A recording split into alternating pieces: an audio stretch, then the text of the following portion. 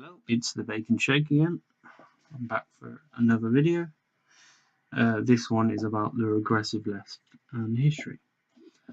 From the regressive left, we always hear from people like Sam Cedar, Michael Brooks, Glenn Greenwald, and of course the Buffalo himself, Cenk Uygur, that we need to look back in history for the context for why Muslims hate the West, and is the subsequent result of that hatred is what causes terrorism. Well, I'll be the first to admit that imperialism has left the Middle East in turmoil, and is partly responsible, but I can't help but strain enough how much there is a religious aspect to the violence. ISIS calls itself the Islamic State, and the flag is mentioned in an hadith narration, and is described as a flag of Tawhid. And the flag literally says, "There is no God but God, and Muhammad is his messenger." There is both the two elements, but let's examine which of the two elements is more prominent by looking at another religious group and how it's been affected by imperialism, and whether terrorism and hatred was what was left.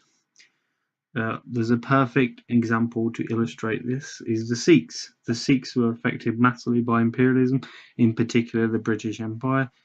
Now, I'm a British man myself. I'm pretty proud, but I have to admit that the British Empire was pretty ruthless and abhorrent, especially to the Sikh community.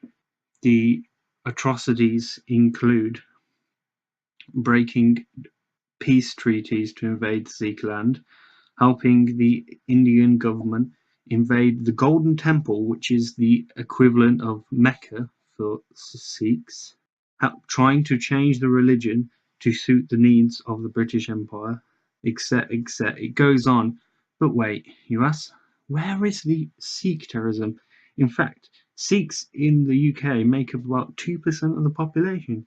You would expect from the very country that destroyed their land, enslaved their people, that you would expect terrorism, hatred. Well, in fact, you find the opposite. In fact, there are many Sikh preachers here on YouTube that have actually served in the British Army, which is surprising. So I ask you, regressive left, what is the root cause of this? Why is the reason that here we have a religious group that's been affected by imperialism? Why is it that there isn't this overwhelming hatred towards the West? There isn't terrorism? Is it because that Sikhism doesn't call for genocidal murder? Is it because Sikhism doesn't call pigs and apes the descendants of Jews and Christians?